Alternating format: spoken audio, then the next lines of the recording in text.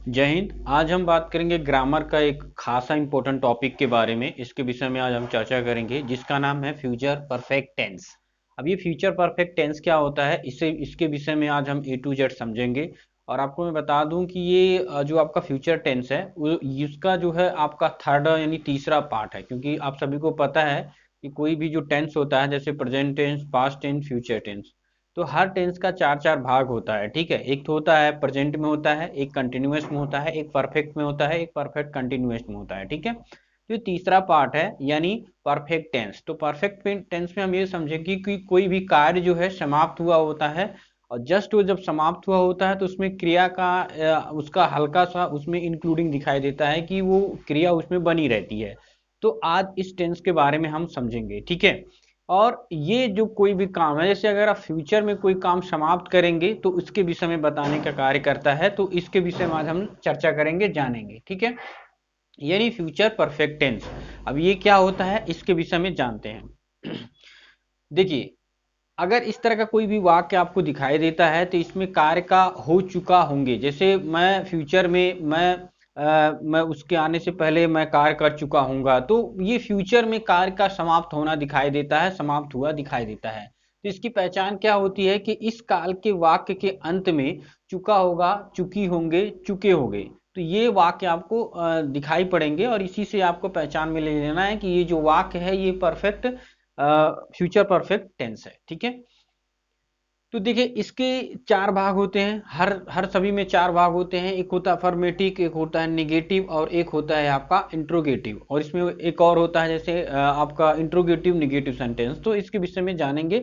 तो पहला मैंने आपको बताना है कि अफर्मेटिव सेंटेंस क्या होते हैं, यानी अफर्मेटिव सेंटेंस यानी सकारात्मक वाक्य। तो देखिए इसका बिल्कुल नॉर्मल सी पहचान होती है। इसमें वही होता है कि इसके वाक्य में चुका होगा, चुकी होगी, चुके होंगे, ये वाक्य आपको दिखाई पड़ेंगे। और इसका जो फॉर्मूला बनता है, पहले आपको सब्जेक्ट लगाना है, उसके बाद विल है, विल के साथ आपको हैव जोड़ देना है। ये हमने दो और टेंस में पढ़ा है। जैसे कोई भी चीज है, जैसे आप प्रेजेंट का कोई चीज बना रहे हैं तो वहां पे हैव लग जाता था, तो यहाँ पे भी आपको क्या लगा देना है, विल हैव लग जाएगा, प्लस वर्ब की थर्ड फॉर्म आ जाएगी। वर्ब की थर्ड फॉर्म का मतलब है, जैसे कोई भी वर्ब तीन फॉर्म में पाया जाता है, फर्स्ट, सेकेंड, थर्ड, और एक आईएनजी फॉर्म। ठीक है, तो थर्ड फॉर्म आपको याद रखना है कि वर्ब की थर्ड फॉर्म आखिर होती कौन, जैसे डू, डिड, डन, कम, कम, केम, कम। ठीक है, तो इस तरह के वाक्यों को या इस तरह के फॉर्म को आपको ध्यान में रखना है कि वर्ब का थर्ड फॉर्म का प्रयोग करना है आपको। तो verb will have plus verb की थर्ड फॉर्म प्लस ऑब्जेक्ट, और कोई भी काम जब आप पूरा करते हो तो वहां पे बाई और प्लस टाइम का प्रयोग करना है। जैसे मैं सुबह तक, जब तक का प्रयोग करेंगे तो बाई वहां पे लगाना जरूरी होता है, तो बाई और टाइम लगा दोगे आप, ये चीजें आप ध्यान दोगे। ठीक है, तो जैसे हमने यहाँ पे लिख रखा है कि मैं सोमवार तक यह पुस्तक पढ़ चुका हूँ। ठीक है, तो आप क्या बनाओगे इसको, आई विल हैव, यानी आपका ये क्या है, सब्जेक्ट है, विल हैव आपने जोड़ दिया, आई विल हैव रेड। अब देखो ये है read, red, read, red, read, red, read होता है, तो I have read this book by Monday. I have read this book, ये थर्ड फॉर्म है, रीड का थर्ड फॉर्म है, रीड, रेड, रीड होता है। ठीक है, तो read this book by Monday, यानी मंडे तक ये किताब को पढ़ चुका होगा, तो बाय मंडे हमने लगा दिया। दूसरा है सुधा कल तक यहाँ आ चुकी होगी, तो सुधा विल हैव केम। देखो कम, केम, कम होता है। ठीक है, मतलब अगर आप देखेंगे कम का जो थर्ड फॉर्म होता है कम, केम, कम, स्पेलिंग जो सेम होता है, COME कम होता है, और जब आप सेकेंड फॉर्म उसका यूज करेंगे तो केम हो जाता है, यानी CAME होता है। तो Sudha will have come here by tomorrow. ठीक है, उसके बाद ये आपको समझ में आ गया अफर्मेटिव सेंटेंसेस। देखिए यहाँ पे बिल्कुल इजी सा है, बस वो आपको वर्ब का जो है थर्ड फॉर्म का प्रयोग करना है, और वहां विल की जगह आपको विल हैव लगाना है। ठीक है, अब हम सेकंड के बारे में जानेंगे कि निगेटिव सेंटेंस क्या होता है, यानी नकारात्मक वाक्य क्या होता है। इसमें भी कुछ नहीं करना है, विल और हैव के बीच में आपको नॉट जोड़ देना। जैसे हमने यहाँ पे फॉर्मूला लिख रखा है, सब्जेक्ट प्लस विल, और विल हैव पहले था, उसी के बीच में हमने जस्ट नॉट लगा देना है।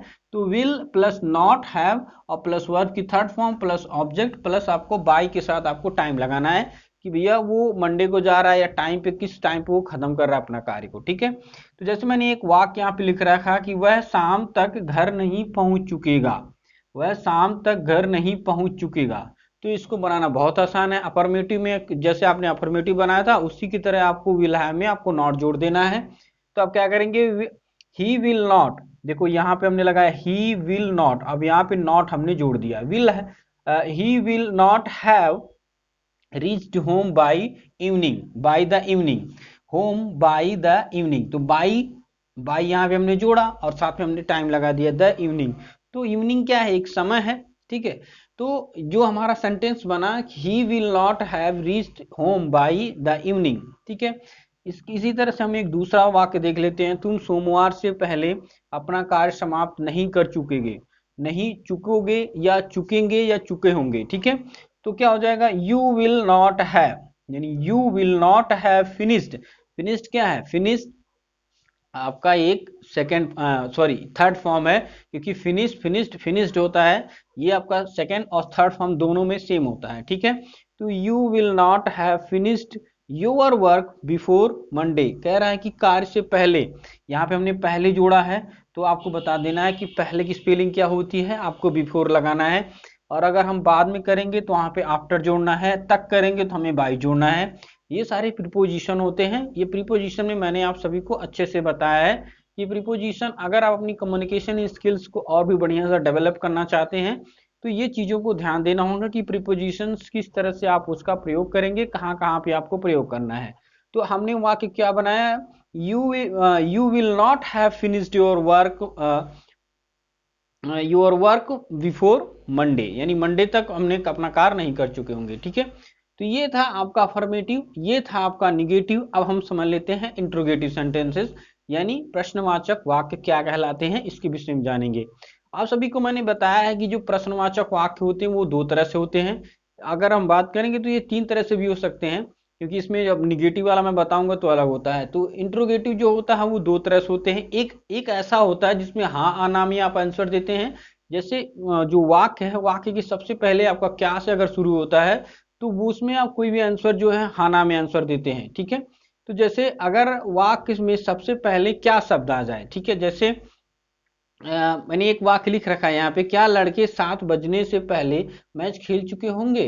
तो देखिए वहां पे जो वाक्य है वो क्या पहले आ रहा है, तो क्या जब पहले आएगा तो इसको बनाएंगे कैसे। इस तरह के वाक्य को बनाने के लिए मैंने फॉर्मूला लिख रखा है। फॉर्मूला क्या है आपका, will plus subject plus have plus verb की थर्ड फॉर्म और प्लस आप क्या लगाएंगे, ऑब्जेक्ट। और अगर आपको टाइम आता है तो आप बाय लगा सकते हैं, ठीक है, या बिफोर आफ्टर जो आपको वहां पे लगेगा। मतलब बाद में आएगा तो आफ्टर, पहले आएगा तो बिफोर, तक आएगा तो आपको बाई या टिल भी लगा सकते हैं, ठीक है। तो आपने यहाँ पे क्या लगाया कि क्या लड़के 7 बजे से पहले मैच खेल चुके होंगे। तो will the boys have played, will आपने पहले लगा दिया, द बॉयज हैव, यानी विल हैव के बीच में आपको सब्जेक्ट रखना है। तो will the boys have played, played आपका जो है आपका ये थर्ड फॉर्म है, यानी प्ले प्लेड प्लेड, ये आपका मतलब थर्ड फॉर्म होता है, द मैच बिफोर 7 o'clock, ठीक है। तो ये आपका वाक्य बन गया। इसी तरह से अगर जो है कोई भी प्रश्नवाचक वाक्य, यानी क्या, क्यों, कैसे, कब, कहाँ, ये जो वाक्य है आपका, अगर वाक्य के बीच में आ जाते हैं तब आप इसको कैसे बनाओगे, बहुत ईजी है। देखो विल से पहले आपको क्वेश्चन वर्ड जोड़ देना है, जो आपका क्वेश्चन वर्ड आ रहा है उसमें आपको जोड़ देना है वही चीजें, ठीक है। तो हमने देखिए फॉर्मूला क्या बनाया, पहले क्यू डब्ल्यू यानी क्वेश्चन वर्ड आपको जोड़ देना है, प्लस आपका विल प्लस आपका सब्जेक्ट प्लस आपका हैव प्लस आपका वर्ब की थर्ड फॉर्म प्लस आपका ऑब्जेक्ट, ये आपको जोड़ देना है। जोड़ने के बाद मैंने एक वाक्य लिख रखा है, आप इसको देखिए, उसके आने से पहले तुम क्यों सो चुके होगे, उसके आने से पहले तुम क्यों सो चुके होगे। तो उसका पहले हम किसके बनाएंगे, क्यों की स्पेलिंग बनाएंगे। तो हमने लगाया वाई विल यू हैव, बाकी सेम उसी की तरह रखेंगे। तो why will you have slept, sleep slept slept, तो ये आपका क्या होता है, ये थर्ड फॉर्म है स्लेप। तो स्लीप स्लेप्ट स्लेप्ट ये आपका क्या है, थर्ड फॉर्म है। तो हमने बनाया why will have you slept, you have slept before the came, before he comes, before he comes. तो आपने यहाँ पे बना दिया ही कम्स, उसके आने से पहले तुम क्यों सो चुके होगे। तो इस तरह से आपने एक वाक्य बना दिया।